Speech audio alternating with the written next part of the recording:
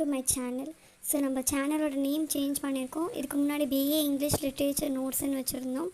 இப்போ MS Ranjini creative வேர்ல்டுன்னு மாற்றிருக்கோம். So ஏன் இந்த சேஞ்ச் அப்படின்னு கேட்டிங்கன்னா, வெறும் பிஏ இங்கிலீஷ் நோட்ஸ் மட்டுமே அப்லோட் பண்ணாமல் நிறைய கண்டென்ட் அப்லோட் பண்ணலான்னு இருக்கும். ஸோ அதுக்காக தான். ஓகே, இதில் என்னென்ன காலியான கண்டென்ட் இருக்குன்றதை சேனல் டிஸ்கிரிப்ஷனில் போய் பார்த்து தெரிஞ்சுக்கோங்க. இந்த வீடியோவில் நம்ம 10th standard first lesson is first flight prose பார்க்க போகிறோம். It was written by Liam Flaherty. So is first ஃப்ளைட்ன்றது யாரோட ஃபர்ஸ்ட் ஃப்ளைட்னா, ஒரு யங் சீகலோட ஃபர்ஸ்ட் ஃப்ளைட். சீகல்னால் அதோட கலர் ஒயிட் வித் ஆஷ் கலரில் இருக்கும். ஓகே, இப்போ நம்ம லெசன் பார்க்கலாம். The young seagull was alone on his ledge. His two brothers and sister had already flown away the day before. He had been afraid to fly with them. Somehow, when he had taken a little run forward to the brink of the ledge and attempted to flap his wings, he became afraid. The great expanse of sea stretched down beneath, and it was such a long way down, miles down. He felt certain that his wings would never support him, so he bent his head and ran away back to the little hole under the ledge where he slept at night. Okay, இந்த லெசனில் மொத்தமாக எத்தனை characters இருக்குதுன்னு first பார்த்துடலாம். The young seagull, 2 brothers, ஒரு sister and mother seagull, father seagull. டோட்டலாக 5 characters இருக்குது. Okay, இதில் ஃபஸ்ட்டில் என்ன சொல்கிறாங்கன்னா, the young seagull was alone on his ledge. Young seagull லெஜ்ஜுனாலே ஒரு நேரோ ஷெல்ஃப். அந்த பிக்சரில் பார்த்தீங்கன்னா உங்களுக்கு நல்லாவே தெரியும். புக்கில் ப்ரிஸ்கிரைப் பண்ணியிருக்க அந்த பிக்சர் பாருங்கள். லெஜ்னா அந்த நேரோ ஷெல்ஃபில் மேலே டாப்பில் இருக்குது. ஸோ அங்கே நின்றுட்டு இருக்குது நம்மளுடைய யங் சீகல். இவர் தான் மெயின் கேரக்டர்.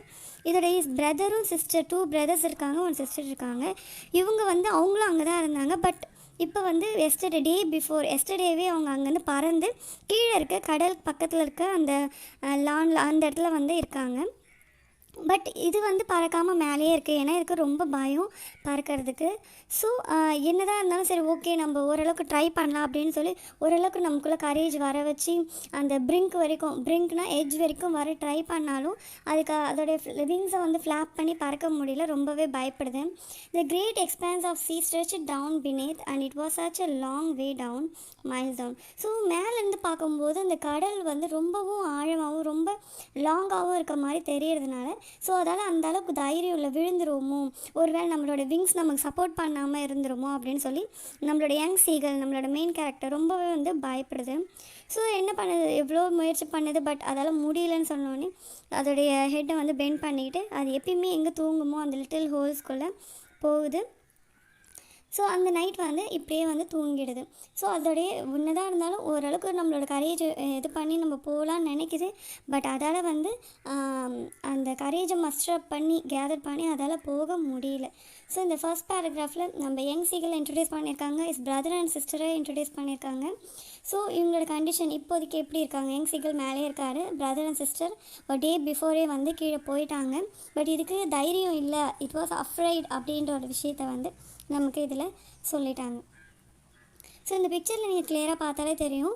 ஸோ கீழே 4 birds இருக்கும் பாருங்கள். மேலே நம்மளோட யங் சீகல் மட்டும் இருக்கும். So father seagull, mother seagull and 2 brother seagull, sister seagull எல்லாமே கீழே போயிடும். ஸோ இது யங் சீகல் மட்டும்தான் மேலே பயந்துக்கிட்டு எதுவும் பண்ண முடியாமல் மேலவே இருக்கும். ஸோ இதில் இருக்க மீனிங்ஸ் எல்லாம் பாருங்கள்.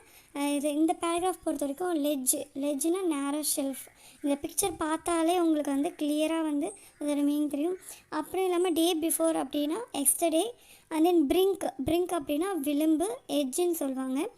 அண்ட் தென் ஸோ பெனத்னா ஒரு விஷயத்துக்கு கீழே, அண்டர். ஓகேவா, இதான் இதில் இருக்க மீனிங்ஸ்ன்னு பார்த்தீங்கன்னா. ஓகே, நம்ம இப்போ செகண்ட் ஸ்டான்ஸாக பார்க்கலாம். When each of his brothers and his little sister, whose wings were far shorter than his own, ran to the brink and flapped their wings and flew away, he failed to muster up courage to take that plunge which appeared to him so desperate. His father and mother had come around, calling to him shrilly, scolding him, threatening to let him starve on his ledge unless he flew away. But for the life but for the life of him he could not move. So இந்த பேராகிராஃபில் என்ன சொல்கிறாங்கன்னா, so இவங்களோட brother and சிஸ்டரோட wings வந்து ரொம்பவே ஷார்ட்டாக இருக்கும் when compared to the young சீகளோட விங்ஸ் வந்து அப்போ பெருசுன்னு சொல்கிறாங்க. பட் அதுக்கு வந்து அவ்வளோ பெரிய விங்ஸ் இருந்தாலும் அந்தளவுக்கு கரேஜ் இல்லை அங்கேருந்து பறந்து போவேன். பட் அதோடைய பிரதர் சிஸ்டர் முன்னாடி நாளே பறந்து போயிட்டாங்க. ஸோ அதனால் இவங்க இப்போ வந்து புதுசாக ஒரு 2 கேரக்டர் வராங்க, mother seagull and father seagull. இவங்க 2 பேரும் வந்து சவுண்ட் போடுறாங்க, ஸ்ட்ரில்லி. தேர் மேக்கிங் ஸ்ட்ரில்லினா ஒரு ஹை பிச் சவுண்ட், பேர்ட் போடும் இல்லையா, அந்த மாதிரி ஒரு சவுண்ட் போட்டு அதாவது ஸ்கோல் பண்ணுறாங்க. அதாவது உன்னோட சிஸ்டர் பிரதர்ஸே வந்துட்டாங்க, நீ இன்னும் வராமல் இருக்கேன்னு சொல்லி ஸ்கோல் பண்ணுறாங்க. இது மாதிரி நீ இறங்கி பறந்து வரலை அப்படின்னா நீ வந்து அங்கே ஸ்டார்வேஷனில் தான் இருப்ப. அதாவது உனக்கு சாப்பிட எதுவுமே இல்லாமல் பசியில் வந்து நீ இறந்து போயிடுவேன்ற மாதிரி சொல்கிறாங்க. பட் அதோடைய லைஃப்பை பார்த்துக்கணுன்ற ஒரு அந்த எதுவுமே இல்லாமல் அது வந்து அதோடைய அந்த இடத்த விட்டு மூவ் பண்ணாமல் அவங்க என்ன தான் சொன்னாலும் அந்த இடத்துல அப்படியே இருக்குது. Why did the seagull fail to fly? எதனால் சீகல் வந்து பறக்கலை அப்படின்னு கேட்டிங்கன்னா, அதுக்கு அந்தளவுக்கு தைரியம் இல்லை, ரொம்பவே பயப்படுது, அது விங்ஸ் அதுக்கு support பண்ணாதோன்னு நினைக்கிது. What did the parents do when the young seagull failed to fly?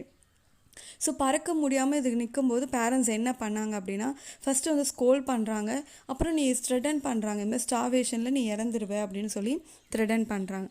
Next paragraph. That was 24 hours ago. Since then nobody had come near him. The day before, all day long he had watched his parents flying about with his brothers and sisters, perfecting them in the art of flight, teaching them how to skim the waves and how to dive for fish. So okay, இப்போ வந்து 24 hours ஆச்சு, யாருமே வந்து நம்ம young seagull கிட்ட மேலே வந்து எதுவுமே ஃபுட்டோ எதுவுமே தரலை. அந்த டே ஃபுல்லாக வந்து அப்படியே அது பார்த்துக்கிட்டே இருக்குது. கீழே வந்து நம்மளோட பேரண்ட்ஸும் பிரதர்ஸ் சிஸ்டர்ஸ் என்ன பண்ணுறாங்கன்றத மேலேருந்து பார்த்துக்கிட்டே இருக்குது. ஸோ கீழே இருக்க பேரண்ட்ஸ் என்ன பண்ணுறாங்க அப்படின்னா, அவங்களுக்கு சில்ட்ரன்ஸ்க்கு என்ன சொல்லித்தராங்க அப்படின்னா, த ஆர்ட் ஆஃப் ஃப்ளைட், எப்படி வந்து பறக்கணும் அப்படின்றத சொல்லித்தராங்க. And then teaching them how to skim the waves. இப்போ வேவ்ஸ் அடிக்கும்போது மூழ்கிடும் இல்லையா, ரொம்ப சின்னதாக இருக்கும் அந்த பறவை. ஸோ மூழ்காமல் இருக்க அதை ஸ்கிம் பண்ணி எப்படி எஸ்கேப் பண்ணி அதுலேருந்து போகிறதுன்றதை சொல்லித்தராங்க. And then how to dive for fish, ஒரு ஃபிஷ் பிடிக்கணும் அப்படின்னா அதுக்கு எப்படி டைவ் பண்ணணும் அப்படின்ற எல்லா விஷயமும் வந்து கீழே இருக்க பேர்ட்ஸ்க்கு சொல்லித்தராங்க. இதெல்லாம் வந்து மேலே வந்து யங் சீகல் பார்த்துக்கிட்டே நிற்கிது. ஸோ ஓகே, இதில் வந்து மீனிங்ஸ் பார்த்தீங்கன்னா, மஸ்டர் அப்படின்னா கேதர், ஒரு தைரியத்தை கொண்டு வரது, ஒரு கூட்டமாக கூட்டுறது அப்படின்னு கூட சொல்லலாம். அது ஒரு தைரியத்தை கொண்டு வந்து பறக்கணும்னு நினைக்கிறது. அண்ட் தென் பிளஞ்சுனா ஜம்ப், டெஸ்பரேட்னா ஹோப்லெஸ், ஸ்ட்ரில்லி அப்படின்னா ஹை பிச் சவுண்டு, ஸ்டார்வேஷன் அப்படின்னா ஒரு suffering or death cause by lack of food, பசி கொடுமைனால இறந்து போகிற நிலைமைக்கு வர்றது.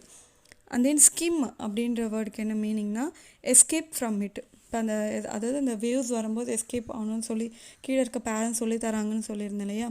ஸோ எப்படி எஸ்கேப் ஆகுறது, அதை ஸ்கிம் பண்ணுறது எப்படி எஸ்கேப் ஆகுறதுன்றது தான் இதோட மீனிங். ஸோ இதில் இருக்க 2 கொஷின் ஆன்சர்ஸ்க்கும் வந்து ஆன்சர் சொல்லியாச்சு. ஸோ இதில் நீங்கள் கைடில் பார்த்தீங்கன்னா இன்னமும் கிளியராக உங்களுக்கு அந்த மீனிங் தெரிஞ்சாலே போதும், நீங்களாக ஓன் வேர்ட்ஸ் போட்டு கூட எழுதலாம். ஒரு சின்ன வேர்ட்ஸ்க்கும் வந்து உங்களுக்கு தெரியலையா, அதை அண்டர்லைன் பண்ணி மீனிங்ஸ் எழுதி வச்சு படிங்க. அப்போ தான் உங்களுக்கு கொஞ்சம் கிளியராக இருக்கும். நீங்கள் சப்போஸ் நீங்கள் படிக்காமலே கூட உங்களை எழுத சொன்னாலும் உங்களுக்கு அந்த கதை அந்த சில நாலேஜஸ், அந்த கண்டென்ட்டோட நாலேஜ் இருந்தாலே போதும், நீங்கள் ஈஸியாக வந்து 5 மார்க் கூட ரைட் பண்ணலாம், ஷார்ட் ஆன்சர் மாதிரி. ஸோ ஓகே, ஸோ இது வரைக்குமே வந்து இந்த சைடில் நம்ம பார்த்த வரைக்குமே நம்மளோட யங் சீகலுக்கு வந்து it doesn't have that much courage to fly. ரொம்பவே பயப்படுது, என்னதான் பறக்கலாம்னு நினச்சாலும் அதால் பறக்க முடியலன்ற ஒரு விஷயத்த சொல்கிறாங்க. பிரதரும் சிஸ்டரும் வந்து பறந்து போயிட்டாங்க, அந்தளவுக்கு இதுக்கு தைரியம் இல்லைன்னு சொல்கிறாங்க. அவனுடைய ஃபேமிலி, அவங்களுடைய பேரண்ட்ஸ் வந்து திட்டுறாங்க. பட் ஆனாலும் நம்மளுடைய யங் சீகலுக்கு வந்து அதை எந்த ஒரு இதுவுமே இல்லாமல் பறக்கிறதுக்கு கொஞ்சம் முயற்சி கூட பண்ணாமல் அது வந்து அமைதியாகவே இருக்குது. 24 மணி நேரம் கழிச்சும் வந்து இது எந்த ஒரு முயற்சியும் எடுக்கலை. ஸோ ஒரு நாள் ஃபுல்லாகவே வந்து மேலேயே நின்றுட்டு அவங்க கீழே இருக்க பேரண்ட்ஸ் என்ன பண்ணான்னு பார்த்துட்டு இருக்கு. ஓகே, நெக்ஸ்ட் பார்ப்போம். He had in fact seen his old brother catch his first herring and devour it, standing on a rock while his parents circled around, raising a proud cackle. And all the morning the whole family had walked about on the big plateau midway down the opposite cliff, laughing at his cowardice. Okay, என்ன ஆகுதுன்னா next வந்து இது மாதிரி சொல்லி தந்தாங்க இல்லையா அவங்க parents எப்படிலாம் வந்து கேட்ச் பண்ணணும் ஃபிஷ்ஷை. ஸோ இதில் வந்து என்னோட ஓல்டர் பிரதர் சீகல் என்ன பண்ணியிருக்குன்னா ஒரு ஹெர்ரிங் அப்படின்ற ஒரு ஃபிஷ்ஷை ஃபஸ்ட் டைம் கேட்ச் பண்ணியிருக்கு. ஹெர்ரிங் அப்படின்னா ஒன்றும் இல்லை, லாங் சில்வர் ஃபிஷ். ஓகே, அதை பிடிச்சது மட்டும் இல்லாமல் அதை டிவோரிட், அது ரொம்பவே வந்து ரொம்ப ஈகராக ரொம்ப சந்தோஷமாக சாப்பிட்டுட்டு இருக்கு. ஒரு ராக் மேலே நின்றுட்டு சாப்பிட்டுட்டு இருக்கு. ஸோ இதை பார்த்துட்டு அவங்களோட பேரண்ட்ஸ்லாம் என்ன பண்ணுறாங்க அப்படின்னா ஒரு ப்ரௌட் கேக்கல் அப்படின்றது ஒரு சவுண்டு தான், பேர்ட்ஸ் க்ரியேட் பண்ணுற சவுண்ட். ஒரு ப்ரௌட், அது வந்து நீ வந்து ஒரு நல்ல விஷயம் பண்ணியிருக்க அப்படின்னு சொல்லி அது பெருமைப்படுற மாதிரி ஒரு சவுண்டு க்ரியேட் பண்ணுறாங்க. அந்த ஆல் த மார்னிங், அந்த மார்னிங் ஃபுல்லாகவே வந்து அந்த ஹோல் ஃபேமிலி வந்து அந்த பிளாட்யூ, அந்த தரையில் வந்து அந்த பக்கத்தில் இருக்க பிளேஸில் வந்து என்ஜாய் பண்ணிட்டுருக்காங்க. ஸோ இது ஆனால் மேலே இருக்க நம்ம யங் சீகளை பார்த்து வந்து எவ்வளோ கோழையாக இருக்க பாரு அப்படின்னு சொல்லி அவனோட கவர்ட் ஐஸை பார்த்து சிரிச்சிட்டு இருக்காங்க. நெக்ஸ்ட் பாருங்கள். The sun was now ascending the sky, blazing warmly on his ledge that faced the south. He felt the heat because he had not eaten since the previous nightfall. Then he had found a dried piece of mackerel. Okay, இப்போ என்ன ஆகுதுன்னா அந்த ஒரு நாள் வந்து முடிய போகுது, இருட்டு வரப்போகுது, மூன் வரப்போகுது, அதுதான் சொல்கிறாங்க. So he felt the heat because he had not eaten since the previous nightfall. So இப்போ என்ன ஆகுது அப்படின்னா ஒரு நாள் ஃபுல்லாகவே ப்ரீவியஸ் நைட்ஃபால்லேருந்து இப்போ இன்றைக்கி வரைக்கும் மறுநாள் வரைக்குமே சாப்பிடாமல் இருக்கிறதுனால அதெல்லாம் ரொம்ப தாங்க முடியல. ஒரு சாதாரண ஹீட்டை கூட நம்ம சாப்பிடாமல் இருந்தால் ரொம்ப வந்து சோர்வாக ஃபீல் பண்ணுவோம். ஸோ அதை மாதிரி அதால் அந்த ஹீட்டை வந்து கொஞ்சம் கூட தாங்க முடியல. தென் he had found a dried piece of mackerel. இப்போ என்ன நடக்குது அப்படின்னா நமக்கு யங் சீகளுக்கு ஒரு மேக்ரல் ஃபிஷ் கிடைக்குது. மேக்ரலுன்றதும் ஃபிஷ் தான். ஒரு ட்ரைடு பீஸ், ஒரு சின்ன ட்ரைட்னா ரொம்ப ட்ரையாகி காஞ்சி போன ஒரு dried piece of mackerel fish வந்து கிடைக்குது. அது என்ன பண்ணுதுன்றதை நம்ம பார்ப்போம். ஓகே, ஸோ இதில் வந்து இது வரைக்குமே வந்து நம்ம பார்த்துட்டு வந்துட்டோம். ஸோ ஃபஸ்ட் டைம் வந்து அவரோட பிரதர் வந்து ஒரு ஹெர்ரிங் என்ற ஒரு ஃபிஷ்ஷை வந்து கேட்ச் பண்ணுறாரு. அது ரொம்பவே ருசித்து சாப்பிட்டுட்டு இருக்காரு. ஸோ அதை பார்த்துட்டு அவங்க பேரண்ட்ஸ் வந்து ஒரு ப்ரௌடான ஒரு கேக்கல் கொடுக்குறாங்க, ஒரு சவுண்ட் மேக் பண்ணுறாங்க. ஸோ ஃபேமிலியே வந்து ரொம்ப என்ஜாய் பண்ணிகிட்டு இருக்கு. பட் நம்மளுடைய சீகல் வந்து எதுவுமே ஒரு சின்ன முயற்சி கூட எடுக்காமல் இருக்கிறதுனால அது மேலேயே இருந்து ரொம்ப சஃபர் ஆகிட்டு இருக்கு. ஸோ அது மட்டும் இல்லாமல் இவங்க பேரண்ட்ஸ் வந்து இவருடைய கவர்ட் ஐஸை பார்த்து ரொம்ப சிரிச்சிட்டு இருக்காங்க.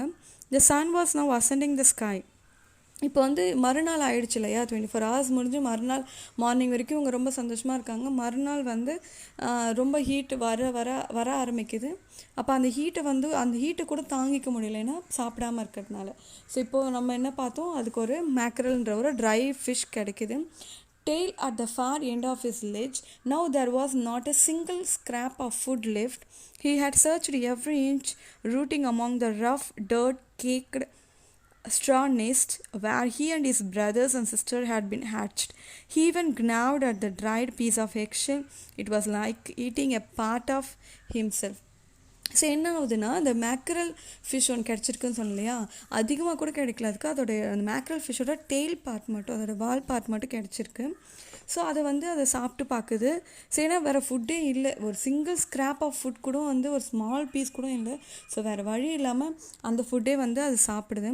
ஸோ எல்லா இன்ச் அந்த மேலே இருக்க லெட்ஜில் எல்லா இடத்துலையும் வந்து போய் பார்க்குது, ஏதாவது ஒரு சின்ன பீஸ் ஆஃப் ஃபுட்டாச்சும் கிடச்சிடாதா அப்படின்னு சொல்லி எல்லா இடத்துலையும் சர்ச் பண்ணிகிட்டே இருக்குது. ஸோ கடைசியாக என்ன பண்ணுது அப்படின்னு நீங்கள் பார்த்தீங்கன்னா, அங்கே அது பொறிஞ்சு வந்திருக்கும் இல்லையா, அந்த எக் ஷெல் அதையே வந்து போய் சாப்பிட ஆரம்பிக்குது. வேறு வழி இல்லாமல், ஓகேவா, எதுவுமே இல்லை, நம்ம சர்வை பண்ணுறதுக்கு எதுவுமே இல்லைன்ற பட்சத்தில் அதையே வந்து சாப்பிட ஆரம்பிக்குது. இட் வாஸ் லைக், அது பார்க்கும்போது எப்படி இருக்குன்னா, it was like eating a part of himself. இப்போ எதில் இருந்து வந்தானோ அதையே வந்து சாப்பிடும்போது வந்து இட் வாஸ் லைக் அந்தளவுக்கு வந்து இதாக இல்லை, அந்தளவுக்கு வந்து பசி இருக்குது, பட் அந்தளவுக்கு தைரியம் இல்லை. பறந்து போகணும், நம்ம கீழே நம்மளும் போகணும், டைவ் பண்ணணும், ஃபிஷ்லாம் நிறைய எடுக்கணும், அந்தளவுக்கு வந்து தைரியம் இல்லாமல் வந்து இருக்குது. ஓகே, இந்த பேராகிராஃபில் மீனிங்ஸ் பார்த்தீங்கன்னா, மேக்ரல் அப்படின்னா ஃபிஷ் சொல்லிவிட்டேன். ஸ்க்ராப் அப்படின்னா சிங்கிள் ஸ்க்ராப் ஆஃப் ஃபுட் கூட கிடைக்கல சொன்னேன் இல்லையா, ஸ்க்ராப் அப்படின்னா ஸ்மால் பீஸ். ஓகே, நெக்ஸ்ட்டு வந்து ஹேட்ச்டு அப்படின்னா அந்த முட்டை ஓடு பொறிஞ்சிருக்கும் இல்லையா, வெளியே வந்ததுக்கப்புறம் அந்த பொறிஞ்ச மாதிரி இருக்கும் இல்லையா, அந்த முட்டை ஓடு தான் சொல்கிறாங்க. அண்ட் தென் gnawed அப்படின்னா அந்த எக்ஸல்லையே சாப்பிட்டுச்சுன்னு சொன்னேன் இல்லையா, gnawedனா பைட், அதை சாப்பிட்றதா வந்து gnawedன்னு சொல்லுவாங்க. What was the first catch of the young seagull's older brother? Older பிரதரோட ஃபர்ஸ்ட் கேட்ச் என்ன நம்ம பார்த்தோம்? ஹெர்ரிங், ஒரு லாங் சில்வர் ஃபிஷ்ஷு தான் வந்து பிடிச்சிது. Okay, what did the young seagull manage to find his in his search for food on the ledge? So young seagull ரொம்ப நேரம் தேடி என்ன கண்டுபிடிச்சி எடுத்துச்சு அப்படின்னு கேட்குறாங்க. என்ன கண்டுபிடிச்சிது?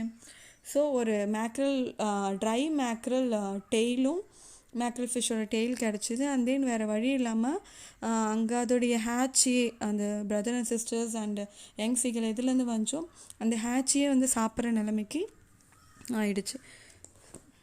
ஓகே, இந்த 2 கொஷின் ஆன்சர்ஸும் பார்த்தாச்சு. ஸோ இதான் வந்து இதோட மீனிங். ஸோ இந்த பேராகிராஃபில் உங்களுக்கு எந்த டவுட்டும் இருக்காதுன்னு நினைக்கிறேன். ஸோ இந்த மீனிங்ஸ்லாம் வந்து 1 வேர்ட் ஆன்சர்ஸ்லேயும் இருக்குது. மோஸ்ட்லி சுறா ப்ரிஃபர் பண்ணுங்கள். ஸோ ரொம்ப கஷ்டமாக இருக்குதுன்னு நினைக்கிறவங்க வந்து நிறைய ஈஸி இங்கிலீஷ் கைட்லாம் இருக்குது, அதெல்லாம் ட்ரை பண்ணுங்கள். உங்களால் நல்லா நிறைய கண்டென்ட்ஸ் ஞாபகம் வச்சுக்க முடியும் அப்படின்னும்போது நீங்கள் சுறாஸ் வந்து யூஸ் பண்ணலாம். அதில் எல்லா விஷயமும் வந்து நல்லா எக்ஸ்பிளைன் பண்ணி ப்ராடாகவே கொடுத்துருப்பாங்க. இன்னும் நீங்கள் கண்டென்ட் ஆட் பண்ணுறதுக்கு நிறைய சோர்ஸ் நீங்கள் தேடலாம். எங்கன்னா நெட்டில் நிறைய விஷயங்கள், நிறைய வெப்சைட்ஸ் இதுக்காகவே இருக்குது, நீங்கள் சர்ச் பண்ணலாம். Okay, next. He then trotted back and forth from one end of the ledge to the other, his long grey legs stepping daintily, trying to find some means of reaching his parents without having to fly. But on each side of precipice, with the sea beneath, and between him and his parents, there was a deep, wide crack. Okay, இந்த பேராகிராஃபில் என்ன சொல்கிறாங்க அப்படின்னா, he then trotted back and forth from one end of ledge. So இது என்ன பண்ணுது அப்படின்னா, எப்படியாவது, அதாவது இதை பொறுத்த வரைக்கும், இந்த பேர்டை யங் சீகல் பொறுத்த வரைக்கும் எப்படியாவது கீழே போயிடணும். அதுக்கு வேறு எதாவது வழி இருக்கா, வேறு எதாவது சைடில் போக முடியுமா அப்படின்னு சொல்லி எல்லா இடத்துலையும் வந்து போய் பார்க்குது. அது லாங் கிரே லெக்ஸ், பொறுமையாக ஒரு லெக்காக எடுத்து வச்சு போயிட்டே இருக்குது. போய் பார்க்குது வேறு ஏதாவது வழி இருக்கா, அதாவது பறக்காமல் எப்படியாவது வேறு வழியில். எல்லாருமே அப்படி தானே, மோஸ்ட்லி ஸ்ட்ரெயிட்டாக எதாவது செய்கிறதுக்கு பதிலாக குறுக்கு வழியில் எதாவது பண்ணலான்னு நினைப்போம். ஸோ அது மாதிரி இதுவும் வந்து வேறு ஏதாவது இருக்குமா, வேறு ஏதாவது வழி இருக்குமா, அப்படியே ஓரமாக கூட அந்த லெஜ்லேயே ஓரமாக நடந்து கீழே போயிட முடியுமா அப்படின்லாம் வழி தேடுது. பட் அப்படி ஒரு வாய்ப்பே வந்து இல்லை. But on each side of him the ledge ended in a sheer fall of precipice. 2 side வந்து ஒரு என்ன சொல்ல, தடுப்பு மாதிரி, ஒரு குட்டி குட்டி மலை மாதிரி தடுப்பு மாதிரி கல் வந்து ஸ்ட்ரெயிட்டாக இருக்கிறதுனால அதால் 2 சைடுமே வந்து அந்த லெட்ஜ் வந்து எண்ட் ஆகுது, அதுக்கு மேலே போக முடியாது. ஸோ அந்த மாதிரி இருக்குது. கீழே பார்த்தா கடல் மட்டும்தான் இருக்குது. அதுக்கு ஒரே ஒரு சாய்ஸ், பறந்து போனால் மட்டும்தான் வந்து முடியும். ஸோ வேறு எந்த வழியும் வந்து அதுக்கு இப்போதைக்கு எதுவுமே இல்லை. And between him and his parents there was a deep wide crack. So அப்படி போகணுன்னா பறந்து மட்டும்தான் போக முடியும். ஏன்னா நடுவில் பார்த்தீங்கன்னா அவ்வளோ பெரிய சீ இருக்குது. அதால் சுத்தமாக வந்து வேறு சான்ஸோ வேறு வாய்ப்பே வந்து கிடையாது. இது முடிஞ்சால் பறக்கணும், இல்லைனா வந்து அந்த இடத்துல வந்து இறந்து போகணும். ஓகே, இந்த பேராகிராஃப் எண்டில் ஸோ அதோட பறந்தால் மட்டும்தான் வந்து அதோடைய கீழே வந்து ரீச் பண்ண முடியும். இல்லைனா வந்து அதால் வேறு எந்த ஒரு ஸ்டெப்புமே வேறு எதுவுமே எடுத்தாலும் அது ஃபெயிலியரில் தான் போய் முடியுதுன்ற வரைக்கும் பார்த்தோம். ஸோ இந்த வீடியோவில் நம்ம first part of the lesson தான் பார்த்துருக்கோம். ஸோ நெக்ஸ்ட் வீடியோ அப்லோட் பண்ணுறேன், அதை மறக்காமல் பாருங்கள். அதில் செகண்ட் ஆஃப் த லெசன் வந்து எக்ஸ்பிளைன் பண்ணுறேன் வித் மீனிங்ஸோட. தேங்க்யூ. முக்கியமாக சப்ஸ்கிரைப் பண்ணுங்கள். நீங்கள் இப்போ 10th படிக்கிற ஸ்டூடெண்ட்டாக இருந்தால் உங்களோட ஃப்ரெண்ட்ஸ்க்கு வந்து இந்த வீடியோஸ் எல்லாமே ஷேர் பண்ணுங்கள். இன்னும் உங்களுக்கு என்ன மாதிரி கண்டென்ட்ஸ் வேணும், எந்த நோட்ஸ் வேணும், எஸ்ஸேஸ் ஒரு நல்லா படிக்கிற ஸ்டூடெண்ட்ஸ்க்கு, ஸ்லோ லேர்னர்ஸ்க்கு எப்படி வேணும், எப்படி எந்த மாதிரி வீடியோஸ் கேட்குறீங்கனாலும் அந்த வீடியோஸும் வந்து நான் அப்லோட் பண்ணுறேன். ஸோ உங்களுடைய தேவை, உங்களோட நீட்ஸ் என்னன்றதை நீங்கள் எனக்கு சொல்லுங்கள். தேங்க்யூ ஃபார் வாட்சிங் மை வீடியோ.